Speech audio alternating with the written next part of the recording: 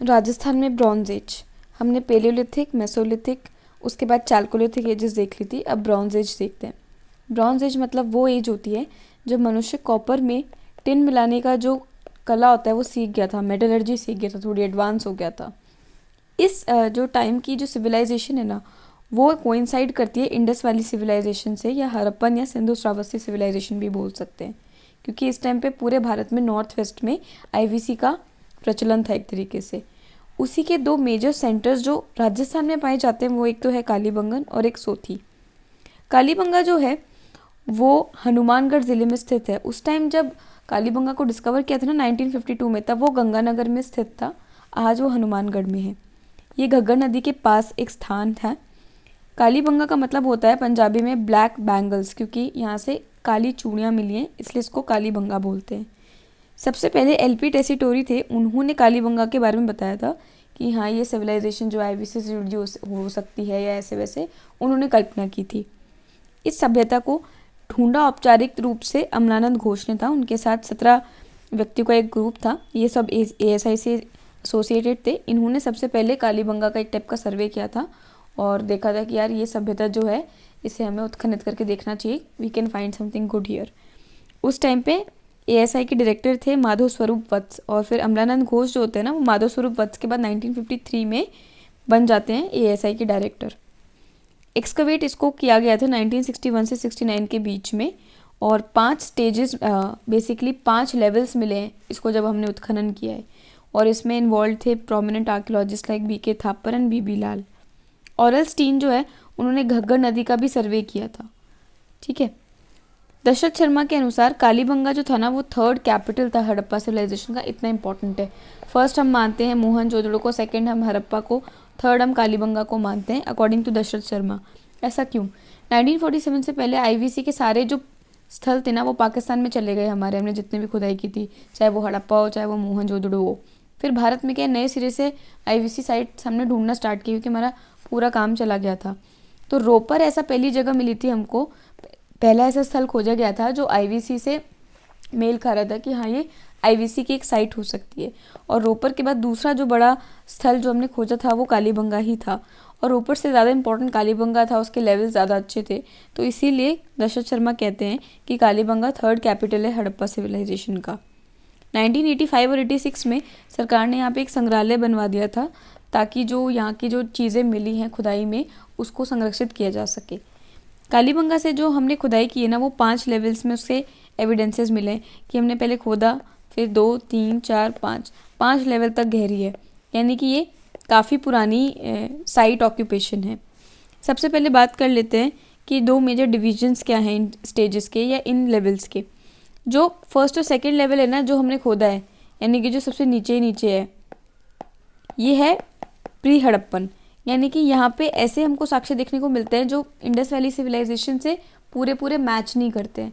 यानी कि कुछ हड़प्पा सिविलाइजेशन से पहले जहाँ ये जो गांव डेवलप हो रहे होंगे यहाँ पे उनके कल्चर्स कैसे थे, उसके साक्ष्य हमें इन 2 लेवल से देखने को मिलते हैं। फिर जो तीसरा, चौथा और 5वां लेवल है ना, उससे हमको मैच्योर हड़प्पन साइट्स के एग्जाम्पल्स देखने को मिल जाते हैं, जैसे जो पॉटरी थी या जो ड्रेनेज पैटर्न था या ग्रिड सिस्टम था जो हड़प्पा में फेमस है, वो हमको इन 3 लेवल से देखने को मिलते हैं। तो मैच्योर हड़प्पन को 3rd, 4th और 5th से देखने को मिल रहा है, और प्री हड़प्पन लेवल हमको 1st और 2nd में देखने को मिल रहा है। तो टोटल आप याद रखना कि 5 लेवल्स में इसका उत्खनन हुआ है। प्री हड़प्पन की बात कर लेते हैं जो 1st और 2nd लेवल से हमें मिला है। यहाँ से हमें एक तो सुरक्षा प्राचीर मिली है कि भाई यहाँ पे जो प्लान था पूरा एरिया का उसको फोर्टिफाई किया हुआ था थोड़ा क्रूड तरीके से। एक साउथ ईस्ट में इस प्लान के इस साइड में एक हमें जुता हुआ खेत मिला है। ऐसा अनुमान लगा रहे हैं एविडेंसेस के बेस पे कि सरसों चना 2 ऐसी फसलें होती होंगी जिनको ऑल्टरनेट करके या साथ में किसान बोते होंगे। यहाँ से हमें पॉटरी मिली है कई सारी। पक्की ईंटों से निर्मित भवन मिला है, एक केक की आकृति मिली है, ऐसे इस टाइप का केक, मतलब मिट्टी का केक टाइप का। शंख की चूड़ी मिली है, पक्की मिट्टी के खिलौने मिले हैं, और बैलगाड़ी मिली है जिसके पहिए खंडित हैं। अब मैच्योर हड़प्पन लेवल्स पर जाते हैं, यानी कि जो हमने 3rd, 4th और 5th लेवल्स एक्सकवेट किए थे ना, जो ऊपर के 3 लेवल्स थे, उनसे हमें क्या क्या मिला है। उनसे हमें प्रॉपर हड़प्पन सिविलाइजेशन को करस्पॉन्ड करते हुए एविडेंसेस मिले हैं, इसलिए हम कालीबंगा को आईवीसी की साइट बोलते हैं। अब क्या क्या हमें एविडेंसेस मिले हैं उसको हमने हेडिंग्स में क्लासीफाई किए हैं। सबसे पहले टाउन प्लानिंग की बात करें तो कालीबंगा से हमें ये देखने को मिल रहा है कि यहाँ पे जो पूरा की पूरा टाउन था उसको 2 भागों में बांटा हुआ था। एक था पश्चिम भाग, एक था पूर्वी भाग। और पश्चिम और पूर्वी दोनों भाग ना सेपरेटली फोर्टिफाइड थे। पहले ऐसा होता था कि जो ईस्टर्न भाग होता था ना, ज़्यादातर साइड में फोर्टिफाइड नहीं होता अलग से, सिर्फ वेस्ट अलग से फोर्टिफाइड होता था। पर यहाँ दोनों आपस में फोर्टिफाइड है और अलग है। ये जो वेस्टर्न बस्ती है ना, ये थोड़ी ऊंची बनी हुई है, यानी कि फाउंडेशन पे बनी हुई है। यहाँ पे इसको बोलते हैं कि ये फोर्ट होगा, है ना, जो बेसिकली लोअर टाउन से ऊपर उठाने के लिए बना दिया होगा, तो इसको हम फोर्ट रेफर करते हैं। यहीं पे एडमिनिस्ट्रेटिव काम हुआ करता होगा और इसकी एक सुरक्षा प्राचीर है खुद की, और ये थोड़ा ऊंचा है ईस्टर्न बस्ती से। ठीक है, पूर्वी भाग की बात करें तो ये जो है वेस्टर्न बस्ती से थोड़ा कम ऊंचा है, लोअर टाउन कहलाता है, और इसकी खुद की सुरक्षा दीवार भी है। और इसके इसका जो एंट्री गेट है ना, उसके जस्ट बगल में एक द्वारपाल कक्ष भी है, वहाँ पे गार्ड बैठता होगा शायद इसीलिए।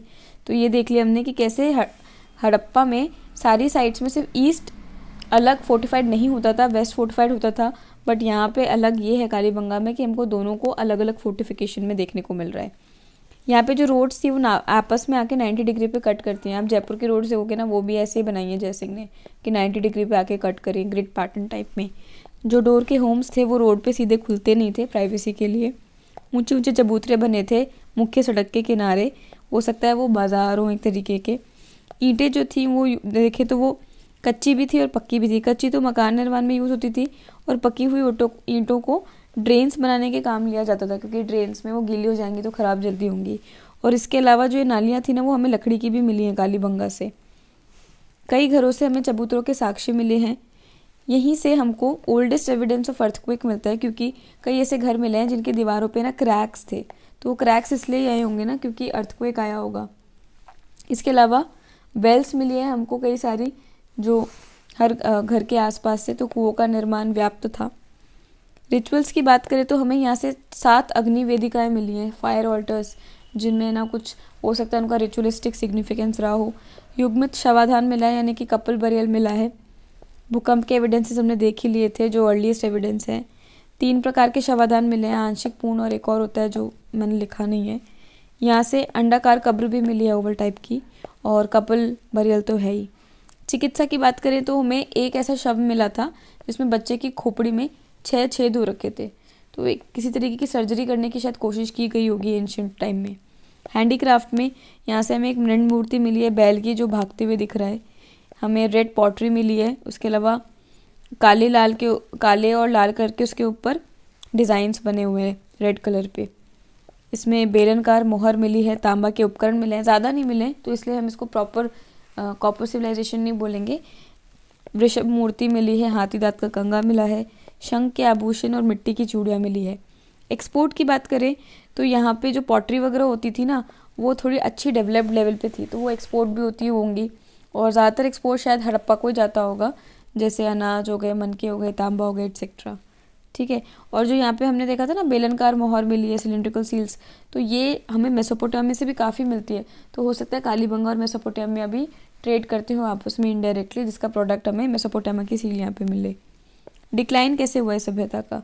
कैनेडी के हिसाब से मलेरिया जैसी कोई महामारी ने स्ट्राइक किया होगा, जबकि दशरथ शर्मा का कहना है कि फ्लड आया होगा जिससे जो है सिविलाइजेशन डिक्लाइन हुई होगी।